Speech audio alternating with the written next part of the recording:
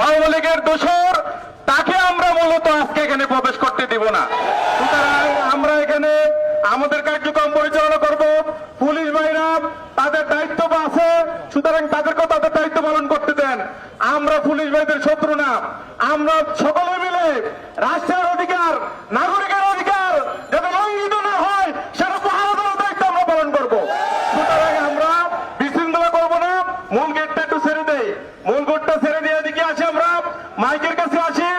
আমাদের দাবি দেওয়া গ্রাহকরা একের পর এক কথা বলতে থাকবেন এবং সেই দাবি আমরা বিশ্বাস করি যদি আজকের এই সরকার বুঝতে অসুবিধা হয় তাহলে এই সরকারের পরিণতিও ভালো হবে না।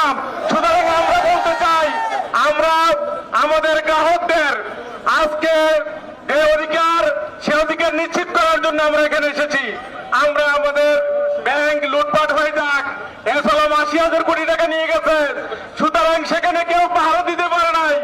আবার নতুন করে লুটপাট হোক এটা আমরা চাই না, সেটা বরদাস্ত করবো না। সুতরাং আমরা আপনাদেরকে অনুরোধ করব, আমরা গেটটা ছেড়ে দেই, গেটটা ছেড়ে দিয়ে দিক দিয়ে চলে আসি, আমরা মাইকের কাছে আসি। আমরা পুলিশ ভাইদের সাথে কোন ধরনের বার্গেনিং এ আমরা যাবো না। আমি আমাদের গ্রাহক ভাইদের অনুরোধ করবো, আপনারা পুলিশ ভাইদের সাথে কোন ধরনের হেসিং এ যাবেন না। আমরা শান্তিপূর্ণ ভাবে আমরা আমাদের দাবি আদায় করে রাখবো। আমরা এসএলও ব্যাংকের